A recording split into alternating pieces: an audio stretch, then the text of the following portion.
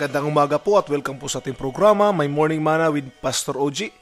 Ang awitin po na inyong narinig ay Over and Over Again by Jeff and Sherry Easter, Life is Great and Getting Better na album. Kumusta na po ang ating pagkakapi sa umagang ito? Sana po ay nainitan ng ating mga tiyan. At sa wala pong pagtatagal ay buksan po natin ang ating mga Biblia sa aklat po ng Mateo Kapitulo 11, versikulo 1 hanggang 6.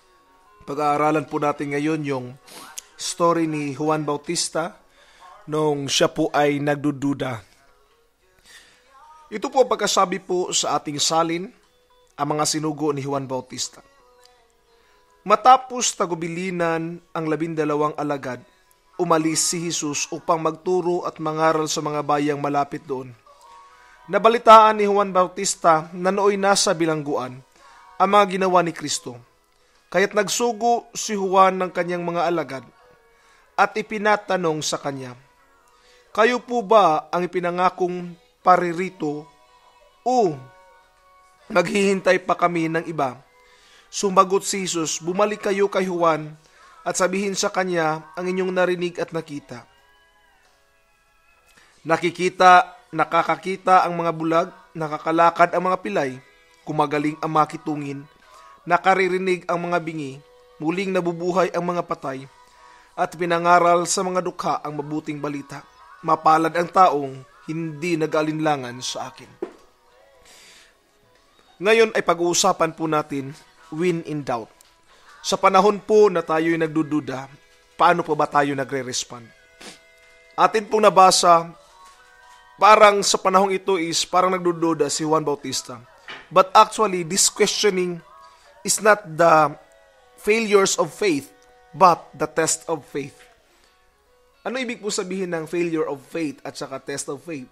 The failure of faith simply tells us na wala siyang pananampalataya, no? But the test of faith is para bang nasubok ang kanyang pananampalataya.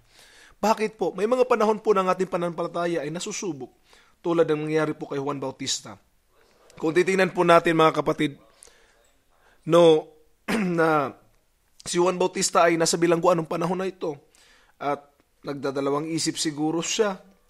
Bakit kaya o sino ba kaya itong taong to? Siya ba talaga ang Kristong inaabangan namin? Is he the Christ that we are waiting? So pagkatapos nito nga, sinabi niya, puntahan nyo nga si Jesus. Siya ba talaga yung Kristong ating iniintay? No? Kasi marami ang Jesus ng panahong yun, no? Pero ito ba talaga yung Kristo na ating hinihintay, ang Mesiyas?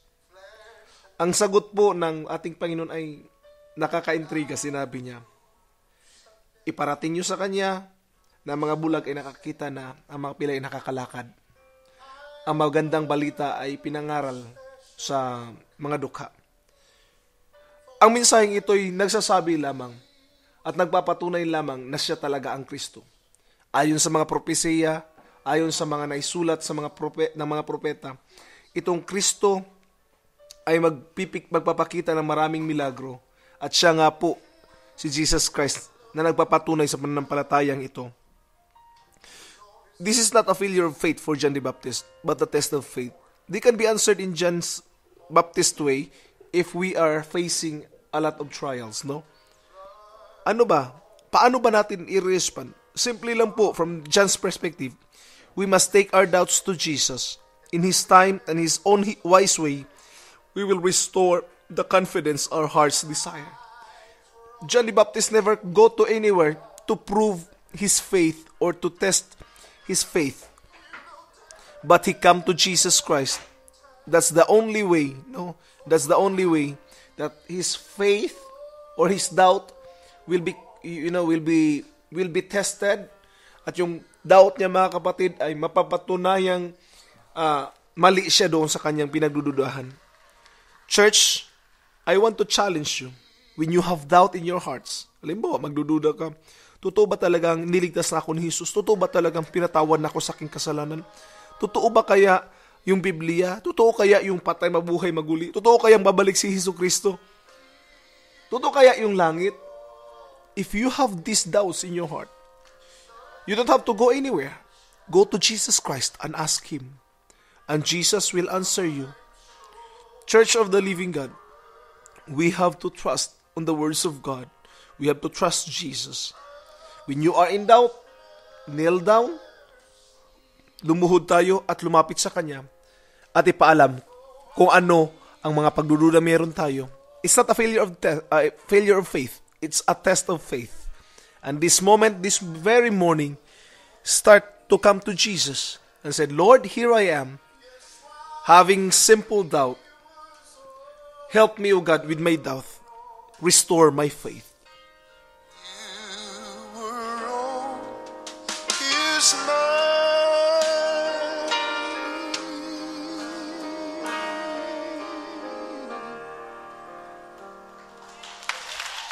Ang inyo pong narinig na awitin ay awit po ni Jason Crabb. When he was on the cross, I was on his mind. Sa kanya pong album na The Song Lives On. No?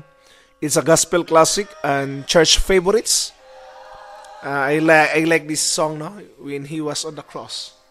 Church, this morning, I want to encourage you once again with the biblical truth na meron po ako dito, no? First point po, John the Baptist has all the reason to doubt. Why? He has all the reason to doubt. Why he is in feasting, or why Jesus is in feasting while he is in fasting. You know? May pagdududa talaga siya. Siyempre, nung panahon na nagfa-fast si John the Baptist, si Jesus Christ nagpipiesta. It's quite amazing, right? John the Baptist walk alone, no? Nag-iisa lang siya sa kanyang journey. Samantalang si Jesus Christ, ihalos lahat ng panahon, maraming taong nakakuan sa kanya, no? Nakangiti palagi, samantalang si John the Baptist palagi nakasimangot. Another point siguro, pwede niya sabihin, why he is in partying while I'm in prison and agonizing? Is he the Christ? Yun yung naging question ni John the Baptist. Siya ba talaga ang Kristo? Bakit siya panay enjoyment samantalang ako naghihirap dito? No? Minsan nakakatawa po na pakinggan itong side ni John the Baptist. Yes, he is in doubt. You can understand more of John the Baptist in the book that is entitled The Prisoner in the Third Cell. I really love it, The Prisoner in the Third Cell. You will see the agonizing pain of John the Baptist, you know, the worries of John the Baptist. He's crying while in prison. At habang binabasa ko po ito, nandoon din po yung, parang nararamdaman ko yung feeling ni John the Baptist, yung mga pagdududa in times of troubles. I don't know what you are facing today. Are you in doubt of the things that is happening in your life? May mga pagdududa ka ba? Bakit hindi pa naayos yung papel ko? Bakit yung pamilya ko hanggang ngayon gulong-gulo pa rin? Meron ba talagang Panginoon? O maaari sabihin mo, bakit ako lubog ng utang ngayon? Hindi ba talaga ako naririnig ng Diyos? I want to challenge you. Just come to Jesus. Actually, you might be thinking that John the Baptist's doubt was abandoned by Jesus.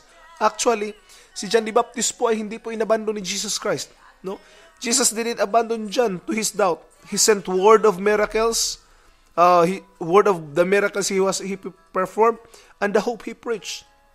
Sabi nga po ni George MacDonald, you might as well say that a mother would go away from her little child lying moaning in the dark.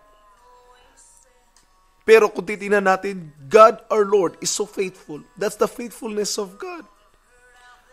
The people might leave us, but our Lord will never leave even our doubt. Never doubt in the dark what God has shown you in the light.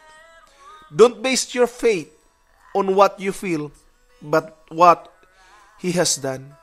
I will tell you, He never fails. Don't just simply rely your faith on your feelings, because our feelings fail, but Jesus never fails.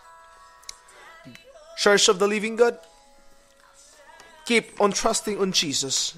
Give your heart to Him. He is the answer of all we need. Have faith in Him. Never doubt. When you are in doubt, just come to Jesus Christ. God bless po. His smile could light the world.